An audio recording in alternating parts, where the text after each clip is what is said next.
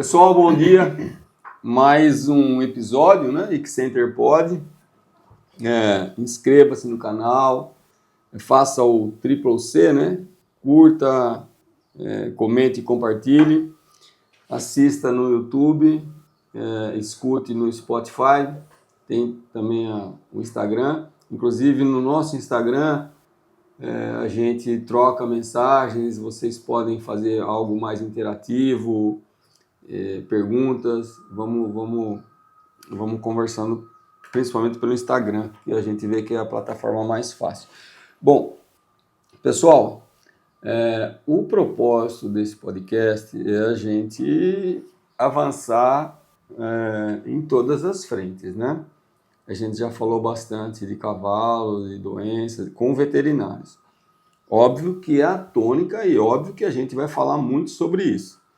Mas o propósito também é abrir o leque, até porque existem, junto com o cavalo, existem outras espécies. Então, hoje, nós vamos falar de bovinocultura, uma macrovisão da bovinocultura nacional. Aqui do meu lado está um rapaz, eu não me atrevo a fazer ele levantar porque a gente bate na barriga dele, ele é gigante. E tem um coração desse tamanho também. E, obviamente, não preciso falar, está aqui porque tem conteúdo, tem muito o que dizer, conhece, sabe, não é uma pessoa que vem aqui chutar. Então é isso. Com vocês, Adriano Flora de Nadai, um grande amigo e um grande profissional. Adriano, obrigado, bem-vindo. Olá a todos, é um imenso prazer estar aqui, fico muito honrado com o convite, né? E poder participar e contribuir um pouquinho com o nosso conhecimento ali, ou com algumas opiniões, e fazer parte, né, Pacola, dessa história. Eu acho que eu fiquei muito feliz, tanto pelo convite, mas de assistir aos outros podcasts, né? Porque realmente hoje com essa neura que a gente vive no dia a dia, mas é uma fonte de informação bastante gratificante para a gente pode ouvir, reservar um tempinho do dia para se informar, né? Então, eu fico muito feliz em poder estar aqui e agradeço as palavras aí do amigo, né? Pessoal, eu queria muito conseguir tirar o que esse cara tem na cabeça. Ele tem muito conteúdo, de muitas formas e ele tem umas visões muito legais, muito interessantes. Obviamente que o tempo é curto, não dá para falar tudo. Também ele teria que ser sensibilizado, né, estimulado para falar tudo que ele sabe, ia dar um rosário aqui. Mas vamos tentar. Bom, a primeira pergunta que eu faço é sempre a mesma para todos. O que é cavalo para você? Bom, de uma forma bem simples, né, que acho que até uma ofensa aos cavalos, porque eles não são simples. Mas o cavalo é magia, o cavalo é um elo entre o possível e o impossível, né? Para mim, o cavalo, hoje, na atual, no nosso trabalho, né, o cavalo é muito mais um lazer, é muito mais um descanso, né? Um remanso. Um remanso. Ele é a conexão entre o equilíbrio emocional, o equilíbrio daquele dia, daquela semana cansativa ou daquela semana de correria, né? Então a gente encontra um refúgio, né? E o cavalo, assim, se a gente for olhar a história do cavalo, né, o cavalo está presente com o ser humano nas maiores conquistas, no trabalho, no desenvolvimento, e hoje, na vida moderna, na era digital, ele ainda continua presente ao lado do ser humano, né? Então ele vem desde um sistema primitivo, quiçá, né, a gente sabe aí pelo desenvolvimento ósseo do animal que ele é pré-histórico, né, e hoje, do lado da inteligência artificial, ele ainda continua do nosso lado. Então eu acho que o cavalo é um presente de Deus para nós. É uma coisa assim, arrepia, né, mas eu acho que é isso, na minha humilde opinião. Adriano, quem é o Adriano? Pergunta difícil, mas é uma pessoa simples. Eu Sou veterinário, a gente fez um curso de economia também, e hoje eu sou o pai da Alice, do Pedro, esposo da Bárbara, tenho uma família linda que me apoia, né, e que a gente também trabalha para apoiá-los, né? Esse eu acho que é o maior desafio das pessoas, e gosto muito da minha profissão, né? Hoje a gente trabalha com conforto animal, com bem-estar animal, a gente usa, a gente tenta, né, usar recursos tecnológicos para melhorar a qualidade de vida do animal, para melhorar a qualidade enquanto ele estiver vivo ou durante toda a trajetória, né? Seja na produção ou seja na criação. Então a gente tenta... E converter tudo isso em benefício do ser humano. Exatamente. Exatamente. E a gente aposta, né, no conhecimento bem aplicado, bem conduzido, bem planejado, para que, se você falar com o animal de produção, indiretamente, o bem-estar do animal de produção é o bem-estar do ser humano. E no animal de cria, no pet, também é o bem-estar, porque quem é que gosta de ver o seu cachorrinho sofrendo, ou se você tem um cavalo, ou se você tem... Hoje o pet expandiu, né? A gente tem até répteis como pet, então assim, dessa forma, né? A gente investe o nosso tempo em aprender e usar, ver tudo que tem de tecnologia, né? Que pode ser aplicado no bem-estar animal. Você já foi para fora, já viu bastante, tem uma macrovisão, consegue ter uma leitura do Brasil em relação ao mundo e vice-versa. Como que você vê a pecuária nacional com relação à internacional? O Brasil é um país muito jovem, né, Pacola? E assim, a gente teve oportunidades de entender modelos de produção, tanto de leite quanto de carne, né? O modelo israelense, o modelo americano e alguns outros que por pesquisa a gente foi entendendo mais ou menos como funciona. São países que, pela dificuldade que têm, ou pelas guerras que passaram, ou pelos transtornos ambientais, né, tiveram que aprender muito rápido, né, como se manter vivo e como produzir de uma maneira com saúde, sustentável, e equilíbrio e harmonia. Vindo de Israel, né? Exatamente. Né? O que eles estão passando, o que eles passaram a vida inteira, estão um clima extremamente hostil, né? E eles são extremamente eficientes tanto em produção de leite, aí a gente vê que o maior desafio da vaca de leite é conforto térmico, né? Os caras são especialistas em como resfriar e produzir. Hoje a maior produção em gordura, né, corrigido para gordura ou proteína, né, é uma escola até hoje, quem quer boas referências vai buscar lá. Na carne também.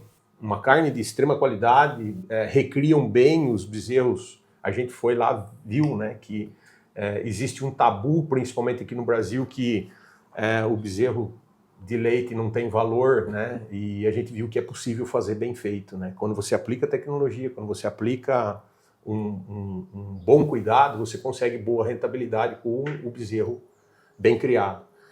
E aí você pode chegar, eu vejo que assim, ó, o Brasil é um país pujante, né, existe uma euforia, né, só que o problema é que a gente está um pouco desorganizado. Né, o setor precisaria tomar uma forma, né, hoje você pega, por exemplo, carnes extremamente macias, com altíssima qualidade, e quando a gente entende e aplica essa tecnologia, tem gente que não comia carne, hoje come.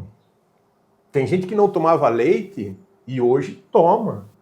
Esse leite chega nos lugares mais ermos. Antes o cara sabia o que era uma carne de caça. Né? Falando na dimensão territorial do Brasil. Né?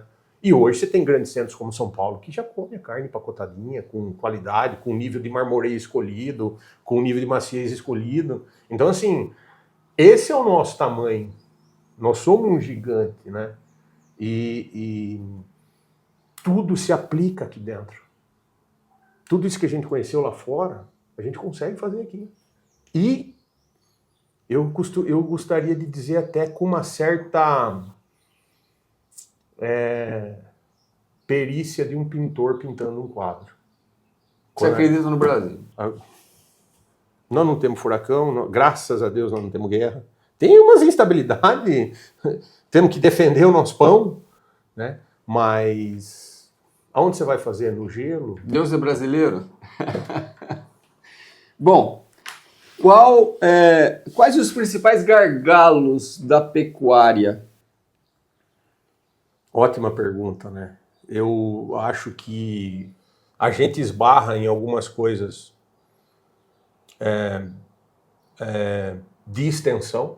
Então é difícil você, quando você tem uma coisa muito grande, você planejar, executar num tempo, e a tecnologia vem vindo e vem, né? Eu costumo dizer assim, conheço muito o mercado do leite, né? Então, assim, é interessante que existe um ping-pong aí, né? Se as indústrias, ou vamos dizer assim, se o consumidor não tivesse pedindo alguma coisa de melhor qualidade, o pessoal ainda estava entregando leite no latão debaixo da árvore. E a evolução e isso eu acho que o Brasil tem de muito bom, que é o quê? É um sistema de vigilância sanitária interessante, legal, muito eficiente, que hoje você recebe esse leite que um dia foi entregue no latão, hoje passa a ser entregue resfriado, a 4 graus. Saiu da vaca, passou por uma ordenha mecanizada e ele cai direto num tanque onde ele é resfriado. E isso é uma evolução num curto espaço de tempo. Então hoje, a qualidade desse produto que o consumidor toma ela é muito grande num curto espaço de tempo por um tamanho que o país tem. Pelo desafio que o país tem. Então a gente chegou num nivelamento de qualidade de produto final muito rápido. Né? E hoje, se você tiver um produto inspecionado, você pode comer aquilo com segurança. Né? Porque aquilo passou por uma trajetória. Respeita algumas regras. Né? Você tem regras de contagem bacteriana, regras que o setor, assim como na carne, né? Você vai comprar um produto embalado, você sabe que aquilo foi inspecionado. E o profissional que está lá envolvido, ele tem muita ética nisso aí. Porque é um dos poucos setores que você tem uma inspeção de começo ao fim. E eu acho que o principal gargalo, a indústria ela é muito possante nisso, ela corre muito atrás dessa qualidade e a organização da porteira para dentro vejo como um grande desafio, não gargalo. A necessidade, né, da gente, porque da porteira para dentro todo dia você muda. Né? Então, você está dizendo dois grandes problemas, no meu entendimento, pelo que eu estou vendo aí. O tamanho do Brasil, homogeneizar sistemas, homogeneizar padrões, e como tudo pode acontecer de uma forma mais harmoniosa, isso vem do governo para baixo. Perfeito. E da porteira para dentro, quer dizer, o encontro disso, o produtor se unindo ao sistema estatal, se unindo a regulamentações. Exatamente. A nossa mão de obra é falha? Eu acho que a nossa mão de obra ela é desinformada. Né? Eu não sei como é que eu vejo isso. A gente precisa... Esse é o maior gargalo. Talvez. A gente se conscientizar de que a gente precisa ensinar. Bons gestores, bons líderes, ensinando e montando boas equipes. Porque às vezes você vê gente com vontade de fazer, mas o cara às vezes mete os pés pelas mãos, mas porque ele não teve Então a formatação do processo, e aí juntando a legalidade, né? a regra, vamos falar assim. Então você tem as regras. Hoje a gente já tem bons alimentos porque a gente exporta muito, a gente fornece para muito país, a gente sabe que tem muitos países tentando comprar. Só que aí é aquela velha história. Se eu abrir, vai faltar aqui dentro? Porque a gente não está... Será que a gente está realmente amparado em aumentar a nossa produção? Porque assim, Se você for olhar índices como, por exemplo, no mercado de terra brasileiro, né? O quanto que nós somos eficientes em produtividade por hectare e o quanto que os Estados Unidos é eficiente em produtividade por hectare, é um número assustador. Quando você faz essa comparativa, você vê o quanto tem de oportunidade para a gente crescer. E a gente só vai crescer como? Se a gente ensinar, se a gente divulgar e se a gente aplicar planejamento. Então eu vejo dessa forma. Sabe? O programa sanitário brasileiro, de maneira geral, é fantástico, porque a gente manda comida para o mundo inteiro. Se a gente manda comida para o mundo inteiro, por que nós não estamos mandando mais? Bom, você falou aqui, é porque eu não quis interromper ele, mas na realidade ele falou muita coisa em um curto espaço de tempo que a gente poderia subdividir muita coisa. Bom, eu comecei a falar, eu queria saber dos programas do governo com relação à pecuária, tanto de leite quanto de corte. Você já falou que são, uma visão macro, são bons, mas e a aplicabilidade e a distribuição dele por estados? Por exemplo, aqui no estado de São Paulo nós temos o GEDAV. Isso. Cada estado tem o seu órgão, né? Órgão de defesa. Temos vários exemplos, né? O SIDASC Santa Catarina, a ADAPAR no Paraná e assim sucessivamente. Cada estado tem o seu, que seria o link, né, entre o produtor ou o filtro, né, onde passa todas as informações do produtor para com o ministério ou vice-versa, né? Eu acredito, né, eu vivi uma transição interessante, onde se tinha um negócio bastante complicado, bastante complexo, até para você tirar um GTA. O nosso município não tinha escritório, então você tinha que se deslocar para o município vizinho, né? E hoje você tem a facilidade de você poder fazer online, né? Desde que você esteja previamente habilitado, cumprido toda a legislação, né? Desde que a propriedade esteja ok. Eu acho que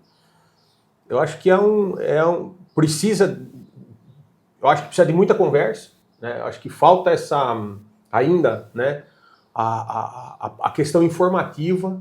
O produtor ainda tem talvez uma sequela de que o Estado tinha muito mais uma questão punitiva do que educativa e de ajuda. E eu acho que isso está mudando. E precisa ser assim, né? Você tem que entender o Estado, o Brasil é gigantesco, né? Cada município vai ter a sua necessidade e a sua demanda. E a única forma de você ter boas políticas é ouvindo quem tem o problema. É isso aí. Então eu acho que a chave do grande negócio é você começar de baixo para cima, subdividindo, né? Falando, né? E oferecer, porque assim, tem coisa que é lei que a gente precisa cumprir, né? Mas tem coisa que às vezes está acontecendo que poderia facilitar muito a vida do produtor e que...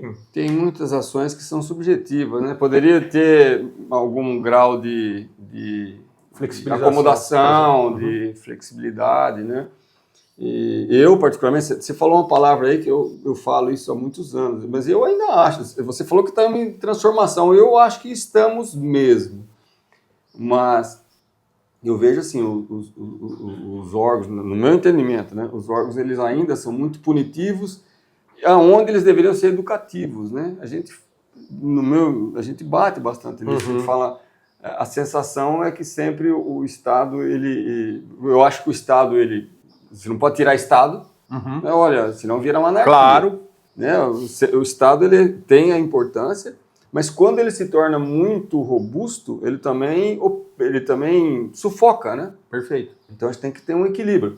Agora, você falou uma coisa aí, o produtor usa o veterinário que está aqui no fim da linha, e o veterinário, sistema online, já pode fazer um GTA.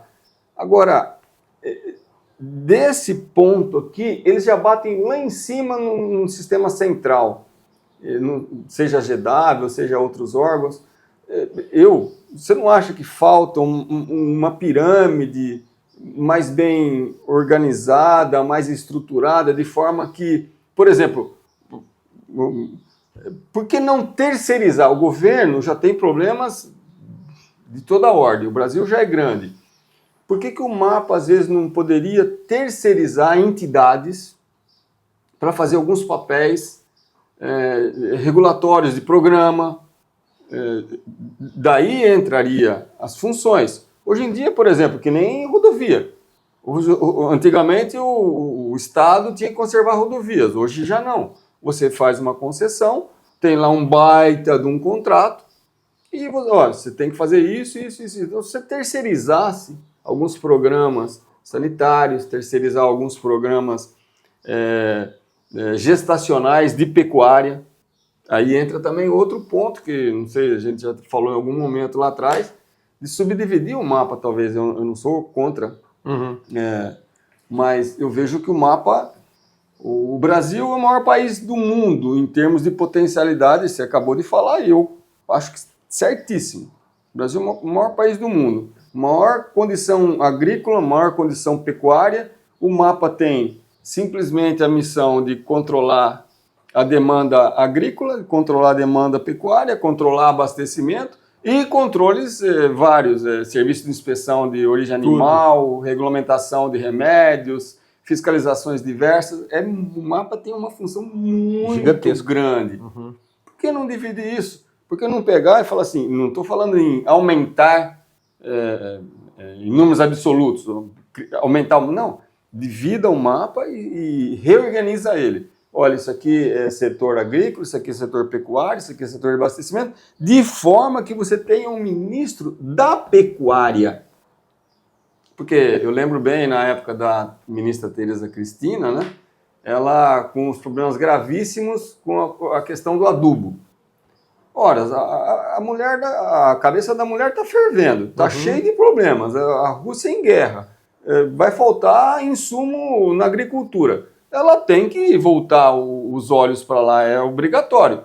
O que significa? Significa que a pecuária, em algum momento, foi engavetada. Os problemas da pecuária, deixa aqui. Depois a gente vê, nossa cabeça tem que estar lá. Então, está mais do que na hora de ter... Não sei, o que você acha? Quanta gente vive da pesca, por exemplo, numa situação dessa, que ficou em segundo plano.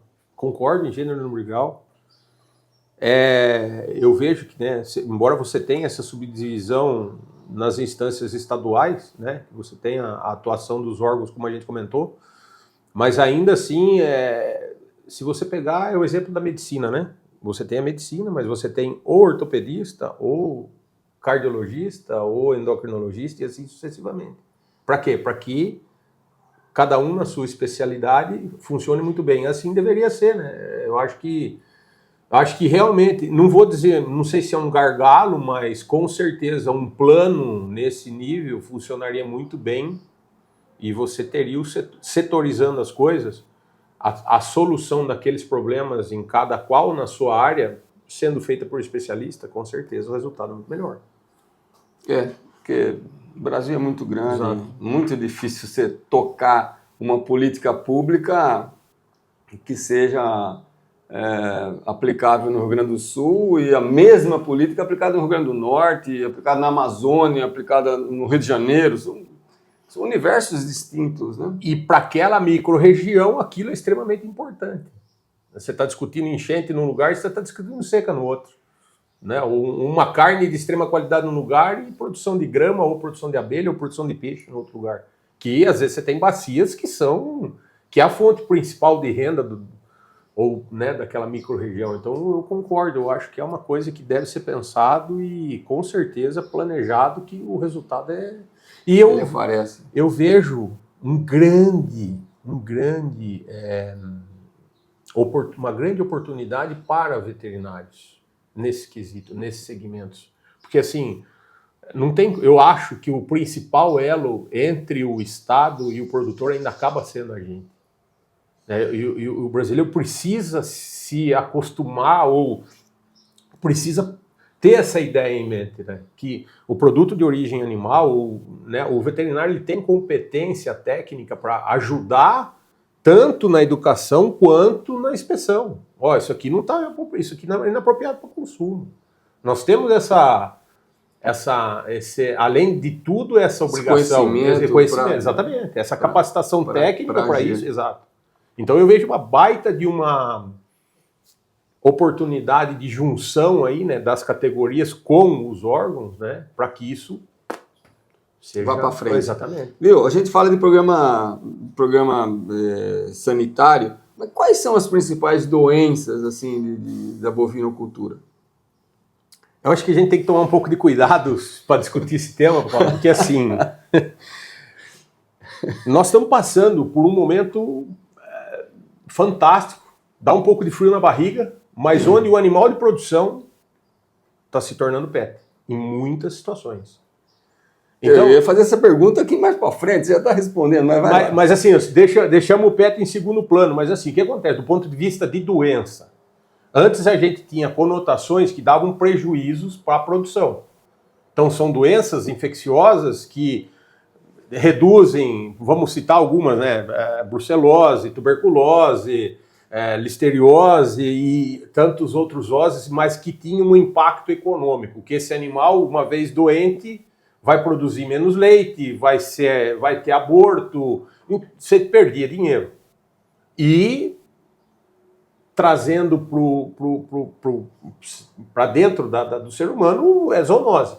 Então eu posso ter uma tuberculose, posso desenvolver algumas doenças que vêm de um programa falho ou de uma situação, de uma inspeção ruim ou coisa assim, né? Ou, sei lá, lei, enfim, qual for a cadeia. Então, assim, antes a gente tinha uma preocupação única exclusivamente com essa questão de dinheiro mesmo, né? No fim das contas ia dar prejuízo ou não. Eu tirava menos bezerro, a vaca produziria menos leite e assim, qualquer que fosse outra cadeia. Agora, nós temos que tomar muito cuidado porque esses bichos estão passando a conviver com a gente, que é um outro viés no qual a gente precisa realmente atuar. A gente, graças aos programas, aí hoje a gente tem, eu vejo protocolos sanitários, né, muito eficientes. Você pega as fazendas de leite, por exemplo, doenças como IBR e BVD, que antes eram desconhecidas, né, ou hoje já tem programa de vacinação, hoje você já tem programas de cuidados já com as bezerras, né, muito bem estabelecidos. Mas fala, IBR e BVD, fale quais são, porque nós, eu e todo mundo não sabemos ainda. Como diz aquele, o vício do trabalho, né? É que assim, são doenças, diarreia neonatal principalmente, ou doenças respiratórias, né? Que são causadas por esses agentes infecciosos aí e que causam prejuízos por exemplo, uma bezerra que ela desenvolveu mal, ela vai produzir menos leite. Né, uma bezerra que sofreu um quadro de diarreia ou um quadro de doença respiratória, né, ela vai dar um prejuízo lá na frente. Hoje já tem vários trabalhos mostrando para a gente uma quantidade enorme por indivíduo, né, de prejuízo em produção de leite. Mas esses indivíduos estão passando a frequentar as nossas casas. Então, assim, eu tenho que ter uma preocupação em continuar e melhorar, né, cada vez mais esses programas. Eu não vou te apertar muito, eu vou te abraçar um pouquinho. Mas acontece que, por exemplo, brucelose, a gente vai acabar com ela um dia. Então, eu acho que a gente tem que controlar, né? Se a gente vai acabar ou não, como várias outras... Eu acho que se a gente botar um infectologista conversando com a gente aqui, né, essa é uma pergunta que paira e a incerteza que vai acabar... porque como realmente, né, a gente, primeiro, fazer os diagnósticos, segundo, informar onde estão os focos, né, e terceiro... Você sabe, na minha área, só de cavalo, o que a gente fala, a gente fala, né? Eu acho que as doenças, assim, dificilmente você aniquila, erradica uma doença. Você, no máximo, você traz ela para patamares aceitáveis de um risco calculado, de uma condição de minimamente, um prejuízo mínimo possível. Tá. Então essa doença ela não está erradicada, mas ela está controlada. Perfeito. Porque a erradicação, ela parte de alguns pressupostos. Bom, eu erradiquei no Brasil, mas não erradicou na Bolívia, é uma questão de tempo, vai voltar. Né? Então a erradicação com navios, com aviões, com trânsito para lá e para cá, não só porque as vias de transmissão também mudaram. Exato. Hoje você está aqui em Tatuí, amanhã você está lá na Amazônia e daqui 3 dias você está na China. E depois você está levando uma roupa no seu sapato e você foi para os Estados Unidos. Então, mesmo que você não seja um hospedeiro definitivo para uma doença ou um hospedeiro, você pode ser um acidental. Sem querer, você está levando um agente de um país para o outro e olha o contingente de pessoas que se, né, movem pelo mundo. Então, eu vejo que para a gente lidar com doenças, a gente tem que ter um equilíbrio emocional muito grande, saber que elas não vão sair. E agora, o ponto é a interpretação do exame. É isso que eu defendo. Eu defendo na minha área, no cavalo, por exemplo. Olha, o cavalo tem a doença X. Beleza.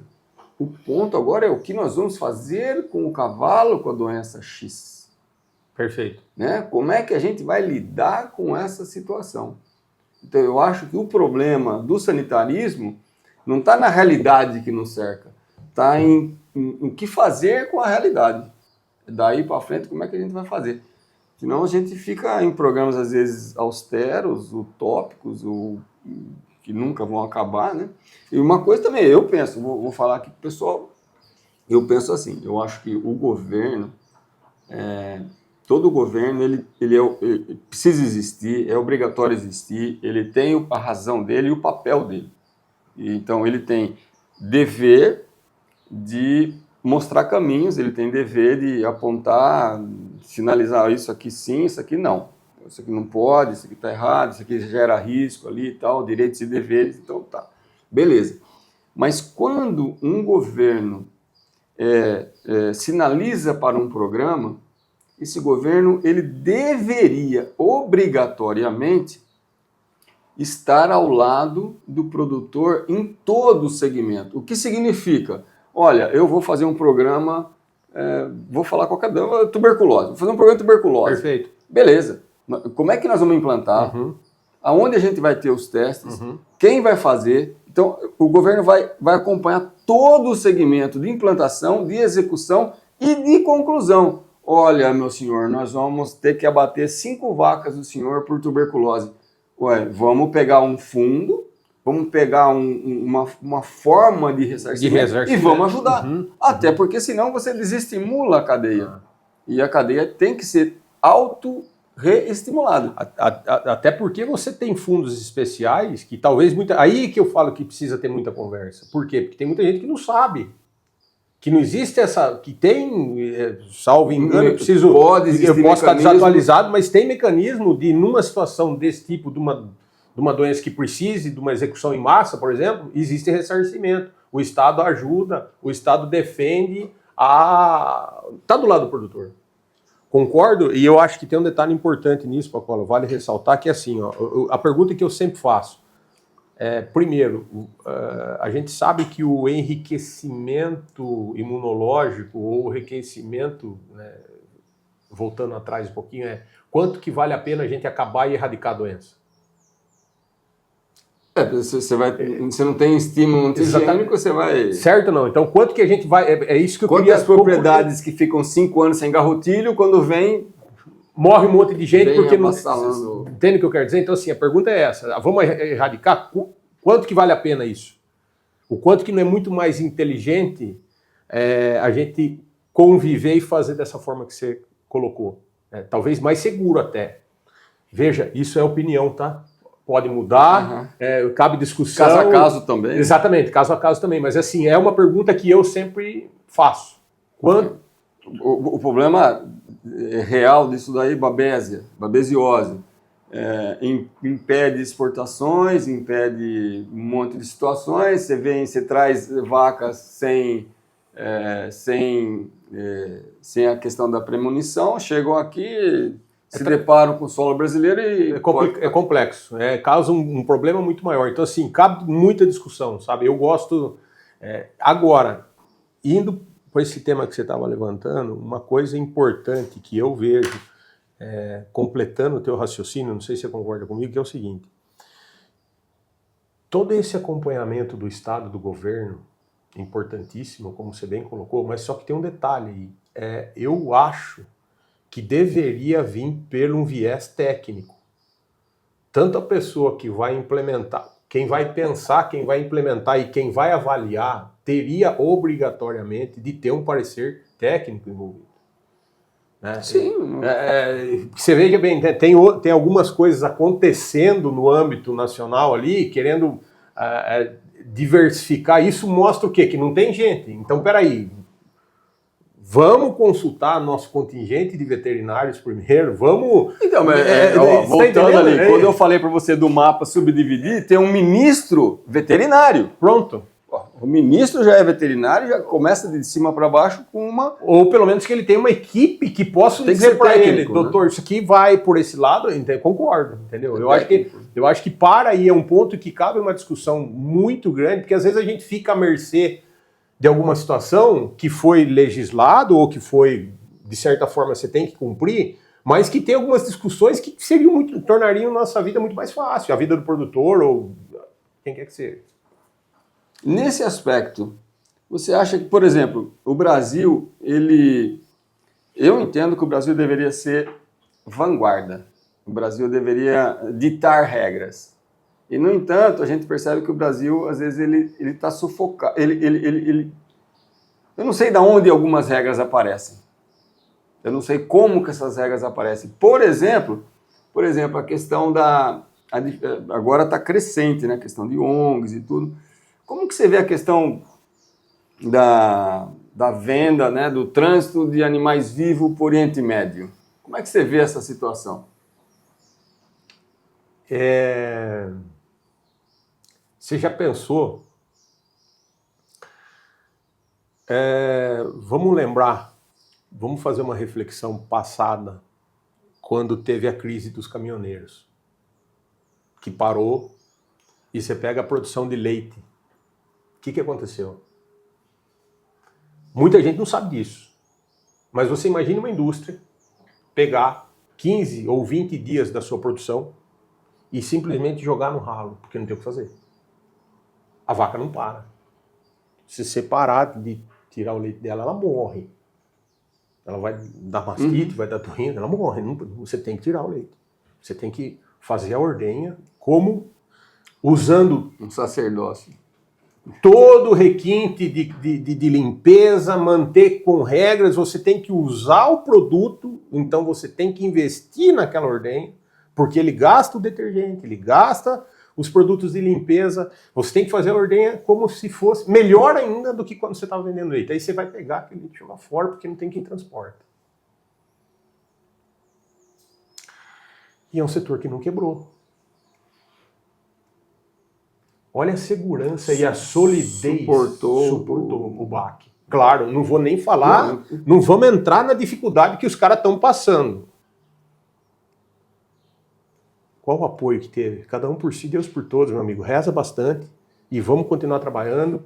O cara dá um crédito aqui, tira um esforço por lá e teve alguns que não aguentaram, infelizmente, mas na maioria dos casos passaram esse desafio. O que eu quero dizer com isso?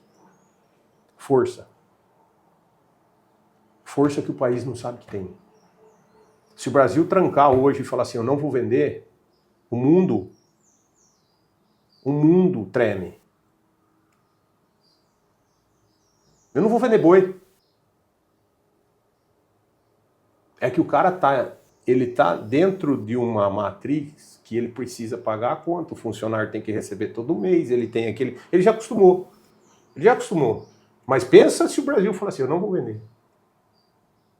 Arrisca vir alguma política enérgica e falar assim, eu vou tomar porque eu vou parar.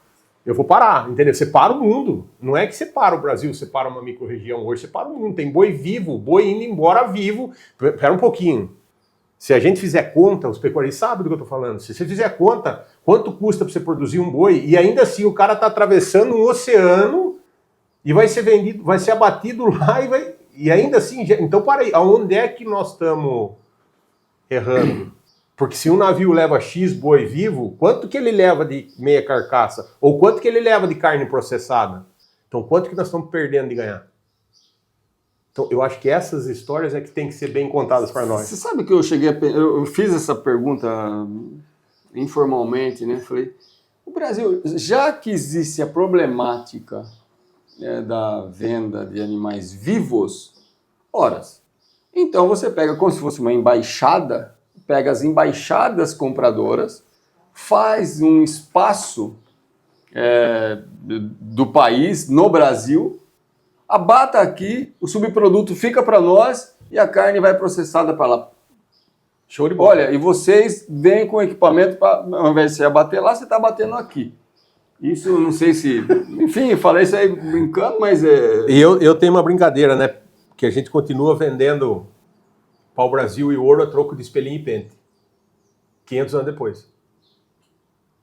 Essa é a minha filosofia, meu raciocínio hoje. Pode ser que eu mude daqui a 2, 3 dias, mas hoje a minha... Porque assim, essa história é mal contada. Se o cara embarca um boi em pé aqui, leva do outro lado e ganha dinheiro, reforça a pergunta. Eu gostaria de entender. Claro, um baita mercado, veja bem, trabalhamos com isso, acho que tem que continuar, show de bola, estamos vendendo, não estou sendo contra. Mas poderia ser melhor. Opa! Você imagina quanto emprego para industrializar esse boi? Né? Se vai chegar alimento lá, não, beleza, quero papete. Mas não é para o consumo, entendeu? Entendi. Bom, assim, existe, voltando aqui na heterogeneidade dos estados e tal, existe muita a problemática da informalidade e a problemática, por exemplo, a pessoa quer produzir um queijo. Isso em Minas parece que já pode, Estado de São Paulo não pode. Como é que é essa questão aí? Bom, eu vou colocar um ponto de vista do Adriano, né? Para mim é confuso você ter, por exemplo, uma inspeção que permite naquele lugar ser consumido um determinado produto e no outro lugar não. Você tem que ter uma inspeção municipal, uma estadual, uma federal. Não, eu acredito que deveria ser uma coisa só. Porque é para um ou para o Brasil? Exatamente. Salvo assim, ó, no transporte de um lugar para o outro, você tem que ter a condição de refrigeração adequada, né? Mas eu acho que se dá para a gente comer aqui com saúde, por que não pode comer lá? Então, mas é uma confusão minha, né? Talvez eu precise... A gente sabe de algumas coisas na legislação e que tem um porquê, e é assim, e temos que respeitar. Mas eu acho que tudo que tem qualidade, às vezes as pessoas que estão nos ouvindo, né, se está inspecionado, é porque aquele produto é bom. Seja leite, queijo, mel, peixe, frigorífico, hambúrguer, qualquer coisa, né? Tudo, se tem a inspeção, é porque passou por um crivo, né? Agora, por exemplo, de novo a gente volta lá atrás, né? No como. Como é que o Estado está reconhecendo essa... Porque assim, não é porque o produto é artesanal que ele não tem qualidade. Se você chegou lá, você tem um ambiente limpo, que respeita os padrões sanitários, que tem um controle bacteriano, que não tem uma... Basicamente, o que é a inspeção, né? Você evitar que produtos sejam capazes de passar doenças para as pessoas. E eu acho que se respeita essas regras, né, eu acho que, pelo contrário, a gente deveria talvez copiar o que é bom e intensificar o que está mais ou menos. Né? Se está funcionando bem no lugar, respeita esses critérios. Se o programa é válido, show de bola. Municipalizar alguns programas? Fato. Na verdade, eu estive conversando com um grande amigo lá em Minas esses tempos atrás, e isso foi uma questão em outro âmbito, né? Mas é aquela velha história, a mudança talvez, se a gente começar ela aqui embaixo, né? Dentro de uma Câmara de Vereadores, por exemplo, né? Algumas tendências que tem naquele município, e sair daqui e ir para cima, informando o mapa, informando os órgãos, né? Olha, isso tá legal, tá dentro da legalidade, tá dentro do processo, respeita o procedimento, não tem, né?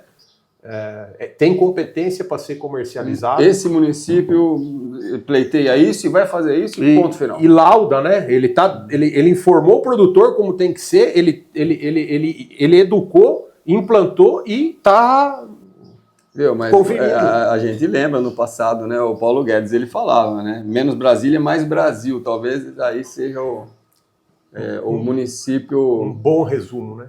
Atuando realmente. Ele ajudou, ele informou, de novo, né? Implantou e está checando. Tempos atrás você até chegou a comentar também a problemática do envolvimento do meio ambiente, de enchentes, né? Quer dizer, a gente estava falando... Vai para todo o âmbito, né? Você vê o que aquele município tem de necessidade. A gente está num raio aqui, né, ao nosso entorno, se você parar, tem municípios que a cana-de-açúcar é principal, outro que é grama, outro que é leite, outro que... né? Então, assim, num raio... É um município que deveria tocar muitos dos assuntos, né? Bom, nós começamos a fazer esse podcast quando eu convidei. Na realidade, eu tinha que travar a pecuária com o cavalo.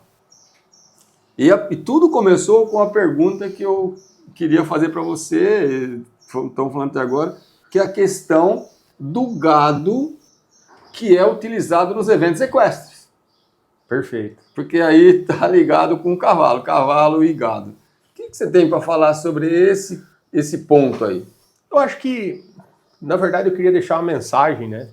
Porque o cavalo, para nós hoje, para todo mundo que trabalha com o cavalo, existe o que é aceitável, o que é praticável, o que é tradição, né? Cultura, né? Hoje a gente não pode negligenciar isso. Como a gente também não pode negligenciar o bem-estar animal. É muito fácil você chegar numa prova hoje e olhar para um cavalo, a gente que tem uma habilidade, e ver o que é um cavalo treinado e o que é um cavalo massacrado, pelos instrumentos que estão colocados ali. Como é que esse cara é treinado? Porque tem gente que vai atrás do prêmio a qualquer custo. E com o gado não é diferente. Você chegar... Nós falamos agora há pouco, né? Se a gente falar com um pecuarista, quanto custa para produzir e manter um boi? Então, assim, você também vai chegar numa prova e ter uma leitura daquele animal, se é um animal bem cuidado ou se é um carinha que está sofrendo. Eu acho que existe competência técnica para fazer essa seleção. Averiguação, exatamente. Eu acho que por isso cabe muito, né? E aí, assim, aí você vai ter que ter preparo e condição de sentar e deliberar sobre o que está sendo exagero. Né? O que está entre a cultura e o exagero, né? Porque eu acho que cabe nós, veterinários, sim, fazermos uma análise, colocarmos algumas regras, implantarmos algumas situações e nas quais a gente tem que revisar e alguma coisa vai ter que ser revista e alguma coisa vai ter que ser praticado, né? Então, por exemplo, o gado, de igual forma, é um gado que precisa ter uma atenção até maior, por quê? Porque ele está transitando, como você bem colocou, né? Nós estamos andando, o gado também, o gado que vai em prova, ele está numa cidade hoje, outra cidade amanhã, então precisa, né, você ter esse cuidado sanitário, porque pode ser um veículo, então todo o programa sanitário em ordem, tudo certinho, né? E apelando para a questão animal, eu acho que a gente é muito capacitado para entender e poder falar, pessoal, vocês estão exagerando os excessos. Isso aí. Eu acho que a gente tem que dar amparo para quem está fazendo, a gente tem que dar, né, seja institucional ou eu não sei, né, hoje você tem as exigências mínimas, os responsáveis técnicos, né, e isso tem que ser atuado. Minha opinião, né, eu acho que um ponto que precisa ser considerado é assim, todo mundo é inocente até que provem que ele é culpado. Perfeito. Agora, todo mundo é culpado até que alguém prove que ele é inocente. Então, o ponto de partida, eu vejo que a questão do bem-estar animal é do jeito que as ONGs mais extremistas, as pessoas mais acaloradas colocam, vocês todos são culpados. e vocês têm que provar que vocês não são culpados. Concordo. Então, deveria ser o inverso. Olha, vocês são inocentes, o gado é bem tratado, o gado é... Agora, o gado que eventualmente for e não estiver em condições, aí a conversa vai mudar. É isso aí. Mas eu vejo que existe uma inversão nesse aspecto, né? Você veja que coisa interessante. Normalmente, porque assim, o que acontece? Você pega olha o quanto que é prazeroso você ver uma Amazonas ou um cowboy montado no seu cavalo lá, e aquele cavalo, tem muito cavalo que você vê que gosta do que está fazendo. Uhum. Né? Tem cavalo que hoje o cara desce e o cavalo continua fazendo o que está fazendo. Então, assim, não pode... Né? Porque mesmo não sendo um animal selvagem, mas se ele tivesse numa situação que ele não tivesse bem, ele ia reagir de alguma forma. A gente sabe que sim. Né? Então, assim, às vezes a gente é pego por uma situação que a gente também não concorda. Pega um charreteiro que está maltratando um cavalo lá. Você não concorda com isso. A gente queria que ele fosse preso. Logo, aquele cara que está com um cavalo bonito, bem tratado, andando numa situação... De novo, né? Meus avós vinham para a cidade de charrete. Vai fazer mal para um cavalo deles. Era o meio de transporte que eles tinham. Eles adoravam. O cavalo morava do lado da casa. Como que você vai quebrar uma tradição?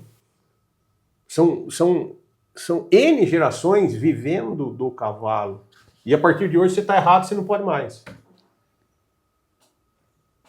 Precisa conversar. E se não tiver conversa... Aí... Você começou, acho que você falou uma palavra mágica. O Brasil é muito jovem. Você acha que tudo que a gente está falando aqui falta amadurecimento? Completo. Falta uma... Agora, o mundo também não está vivendo uma calmaria, né? Então, é aí que tá. Nós estamos numa fase eufórica, né? Triste, né? A preocupação com o ser humano, ou a preocupação com o próximo, com o outro, é complexo. Esses dias nós estávamos conversando a respeito de carne. Eu coloquei a seguinte situação. Falei assim, olha, por que eu estou te falando isso? Está mudando, né? Está mudando. Nós temos que estar aberto a conversar. Nós temos que estar aberto a... Não podemos estar naquele mundinho nosso, mas não pode ser imposto. Eu estava falando o seguinte, eu tenho 45 anos. Faz 45 Mais anos. velho que eu. Faz 45 anos que eu como carne. Aí chega uma pessoa do meu lado e fala, você tem que mudar. Hã? 45 anos fazendo a mesma coisa e tá, tudo bem. Eu posso até aceitar que eu estou errado, mas vamos lá. Você não vai me mudar do dia para a noite. Eu vou sentir, né? A falta, a questão psicológica, a questão fisiológica. Aqui na frente tinha pergunta. E a carne artificial, como é que você vê essa questão aí o ovo, a carne, etc. Tudo. Eu estou falando só da perspectiva de mudança, né? Eu ia concluir. Tá. Mas assim, a conclusão é o seguinte: nós estamos num país que permite você escolher o que você quer comer antes de qualquer coisa. É verdade. Nós temos Deus é brasileiro. Imagina, se você não quiser comer carne, você tem rabanete, você tem a banana, você tem abacate, você tem o pepino, tudo dá. Soja, milho, trigo, todos os cereais, cereal do frio, cereal do calor, tudo dá. Então vamos começar a conversar primeiro. De repente você tem um hábito mais saudável que o meu, mas eu preciso conhecer. Agora, se você chegar aqui e dizer assim, ó, você está errado, 45 anos fazendo a mesma coisa, você vai falar, eu estou errado, eu vou morrer assim. Não vai mudar. Tudo é a comunicação, como fazer. Acredito nisso. Mas daí você está falando de gerações. Gerações. Aonde começa o setor primário? Aí que a gente ia evoluir para a história, né, Pacola? O que acontece hoje, como eu vejo? Primeira coisa, quem dita a regra é quem compra. No fim da história, quem dita a regra é quem compra. Tudo, para tudo. Você pode aplicar isso, é a regra principal. Nós temos uma geração extremamente moderna que não faz a mínima ideia do que vem depois do supermercado. Quanto que é o desafio para você produzir um arroz, uma soja, um legume, qualquer enlatado que seja, né? O açúcar que vai na maioria dos doces, o leite que vai na maioria das coisas, o trigo, sem falar em viés ideológico nenhum, né? Estamos falando de alimento, do que tem disponível para ser consumido.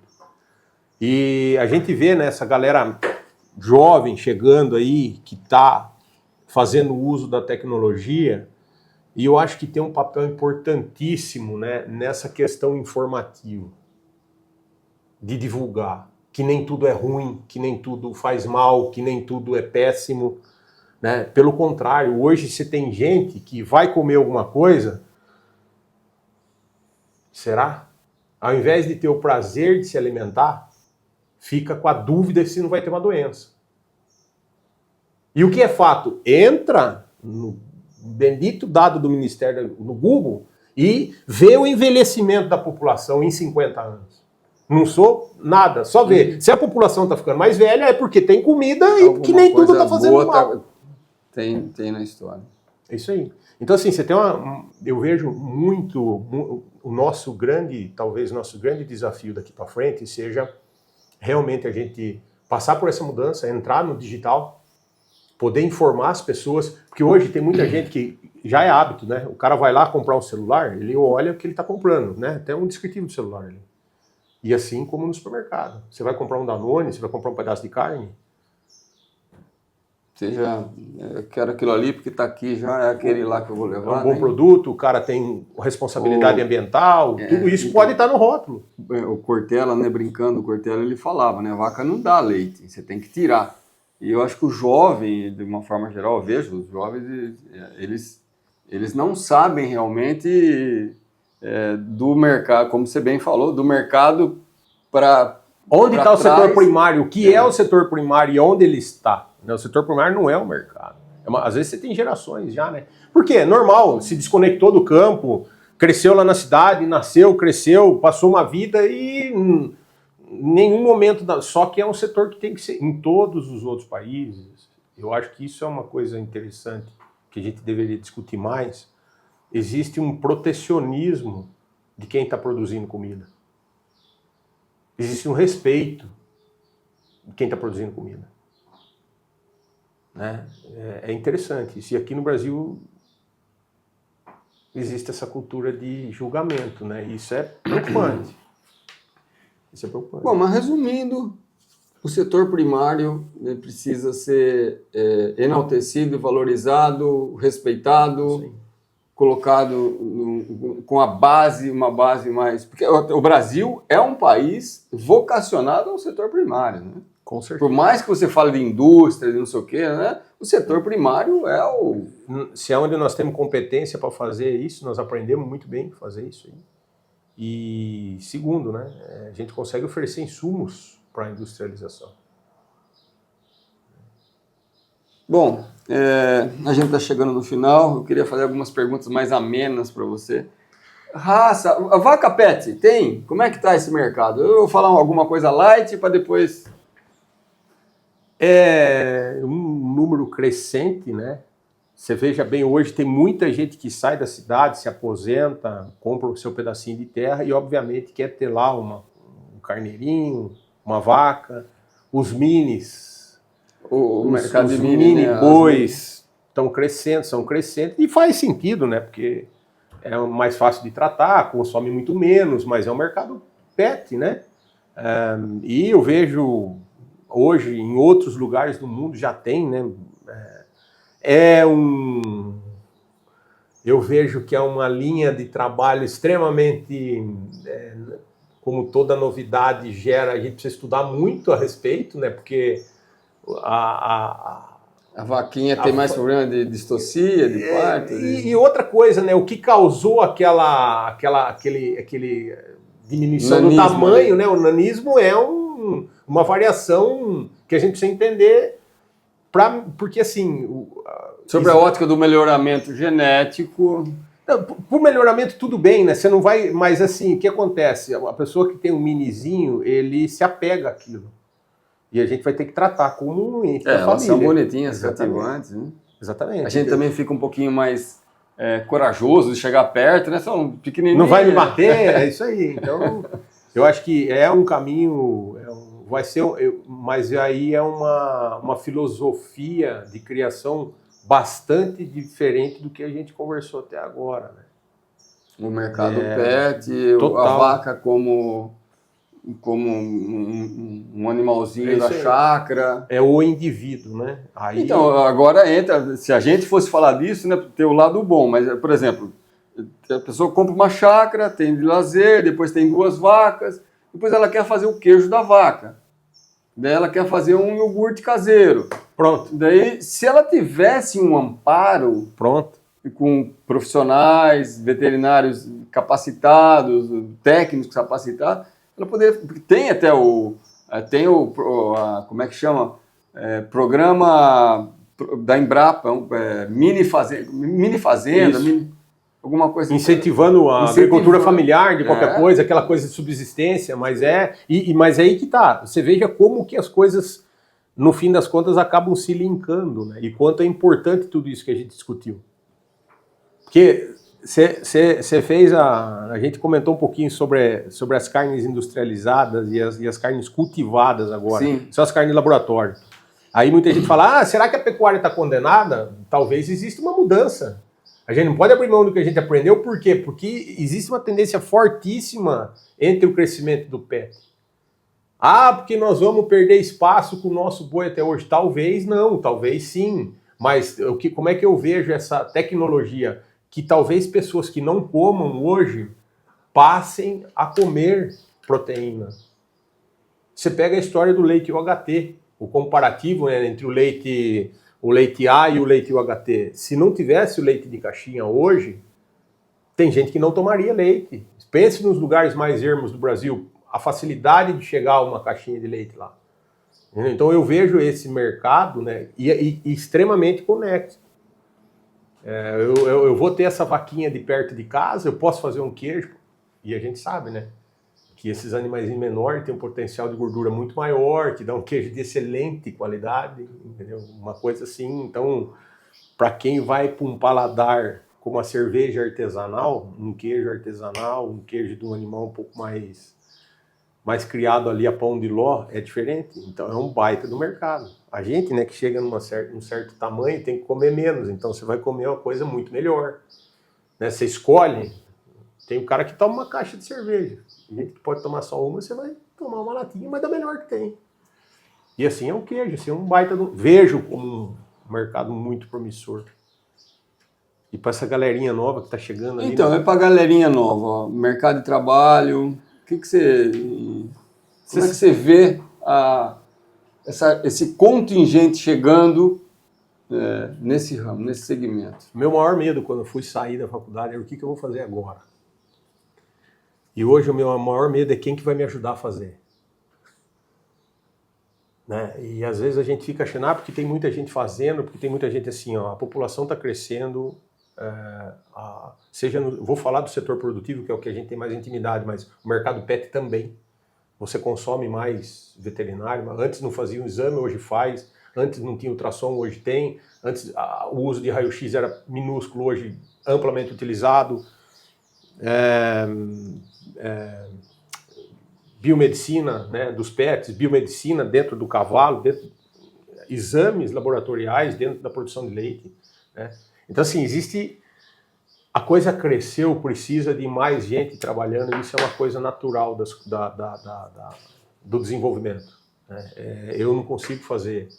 Você chega ou você começa a querer abraçar tudo e faz mal feito. Aí você também abre espaço para outros chegarem e fazerem bem feito. Então, hoje, como eu vejo o mercado extremamente carente de mão de obra, de gente para fazer... Qualificada, preparada. De se qualificar, de preparar. Você vai entrar no mercado, você não vai ser concorrente. Entre no mercado com a mentalidade de ajudar. E agregar. E agregar. Eu vou te ajudar a tratar de 5 cavalos, não de 3.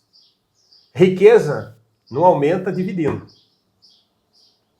Riqueza aumenta somando, seja ela dinheiro, conhecimento e assim sucessivamente. Muito legal. Trabalho, força de trabalho. Acho que é mais ou menos isso.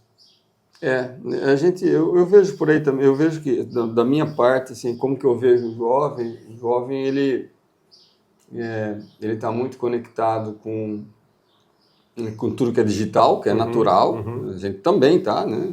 Tudo que é digitalizado, o jovem, então ele acelerou muita coisa.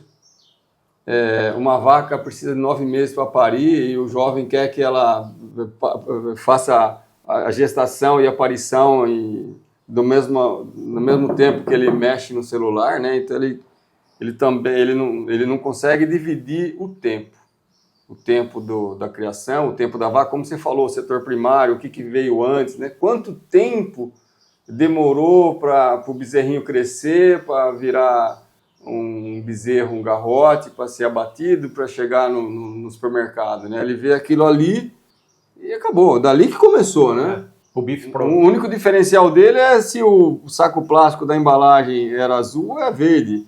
Ou reciclado ou não. Então, mas eu vejo que o jovem ele precisa acalmar um pouco, refletir bastante e se compromissar. Eu vejo que os jovens eles têm um compromisso muito relativizado hoje.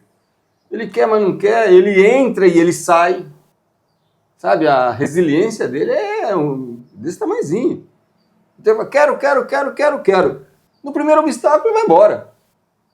Não quer mais. Eu fico bobo. Eu falo, caramba. Não sei se você...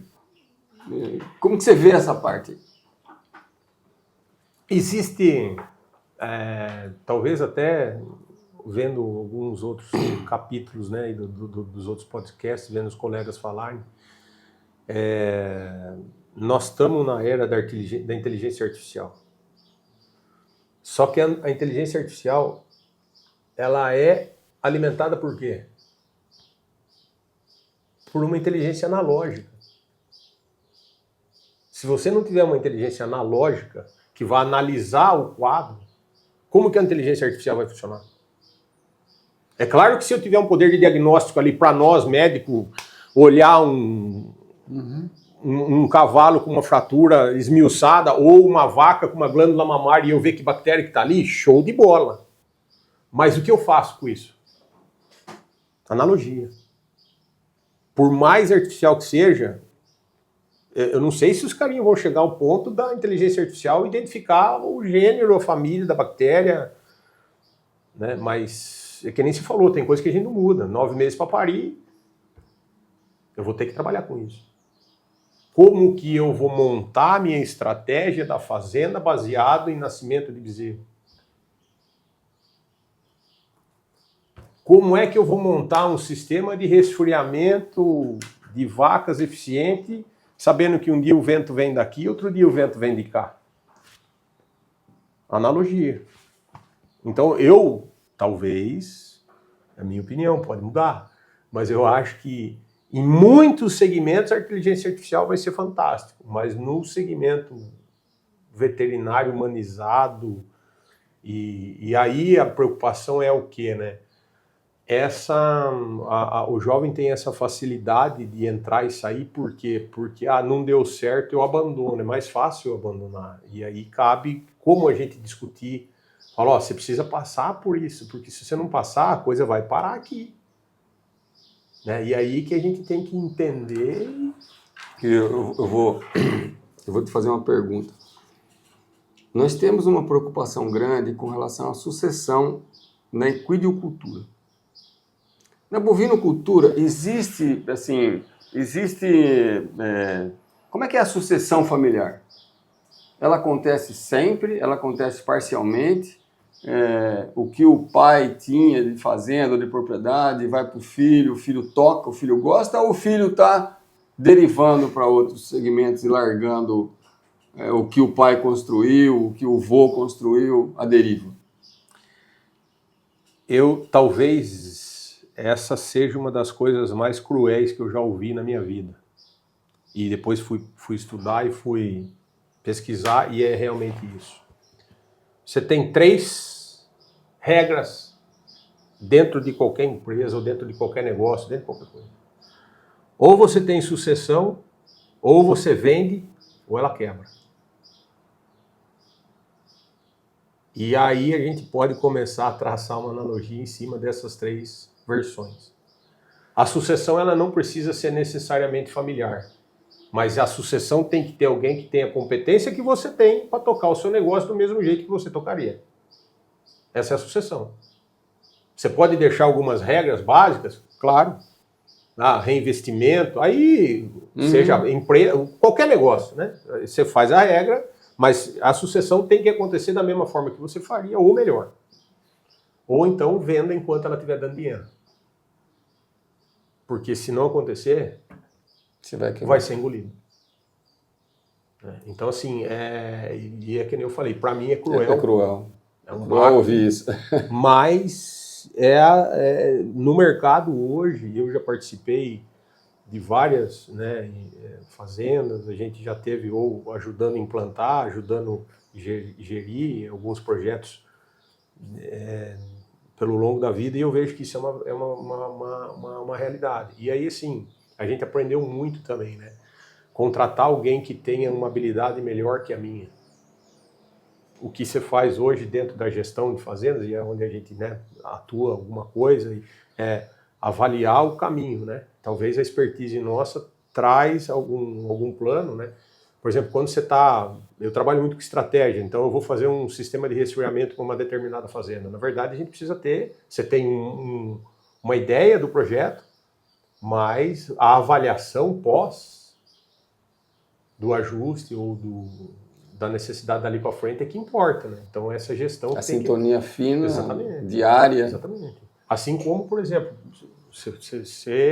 como que você vai medir um cirurgião, né? Quantos pacientes tiveram, que condição chegaram, e você faz uma avaliação, nós tivemos um sucesso de 90% de pós-operatório. Então, quer dizer, tudo isso passa por um crivo que só assim você vai melhorar. Eu quero chegar em 99%. Ou eu quero produzir 5 mil litros de leite. Ou eu quero... Se você não tiver uma avaliação de performance, alguém que sente, vamos discutir aqui, qual é o próximo passo? Nunca a gente vai subir. Então, essa é um pouco da minha visão com sucessão, né? Tudo tem sucessão. Sempre tem gente querendo fazer. Bem feito. E se você parar a olhar, né, tem várias... Assim, a grosso modo, só perguntando, a grosso modo, óbvio que isso não é... Mas o que você vê mais? A pessoa conseguir um sucessor dentro da família, conseguir um sucessor fora da família ou vender? Ou ir até a falência? A falência a pessoa normalmente... Exatamente, não... mas assim, todos os casos são verdades. Entende? Eu vejo, assim, nos casos de sucessão, independente, tem gente na família, e um detalhe importante é assim, às vezes vem uma pessoa de fora, ajuda até certo ponto, e depois você tem um salto gigantesco dentro da própria família. Houve um amadurecimento, passou por um amadurecimento. Eu entendi aquilo como empresa. E você pega grandes grupos, né? Dentro da história do Brasil, se você for estudar, tem nomes que foram hegemônicos e hoje se diluíram. Se diluíram. Então, assim, a riqueza ela se transfere de mão, é fato. Se você não fizer, se você não investir, se você não pôr aquilo para prosperar, quantos donos de terra, né, que é alugado, até que um dia chegou, o que aconteceu? Vendeu. Por que vendeu? Porque o filho não tem interesse, porque morreu, né, o pai, né? Então, aquela terra está na mão de outro produzindo. Estou falando um exemplo de terra, né? Mas qualquer negócio. É assim. Doutor Adriano, olha, né, muito obrigado. É enriquecedor essa sua visão, as suas coisas. Ele, acho que falou quase nada de doença, não falou nem de brucelose. Você nem tocou no assunto de brucelose, não ouvi a palavra brucelose. Mas vai ficar para a próxima. Puxa. E leucose, brucelose, você falou de oses, mas você não falou da... E o assunto é muito vasto, eu acho que a tua experiência na visão é fantástica, né? Depois eu queria até ouvir mais sobre suas experiências. Ele já falou para mim também sobre galpões, sobre ventilação, porque é o que ele gosta, né, de Conforto animal, ele começou a Bem-estar. falar disso e quase não falou disso o podcast inteiro. A expertise maior dele é conforto animal, galpões, climatação, etc., dejeto, onde usar. Mas tudo vai ficar para um próximo podcast, porque senão vai ficar muito extenso. Meu amigo, obrigado pela oportunidade, espero que tenham gostado aí. Que nem você falou, a gente está aí para discutir, não é absolutamente, como dizer, a verdade absoluta, mas é um pouco do que a gente pensa. Então, depois, se vocês quiserem compartilhar os contatos nossos aí, né, façam um contato com o Equicenter aí, eu estou à disposição para responder qualquer coisa e eu agradeço mais uma vez a oportunidade e a hospitalidade. Obrigado. Um abraço.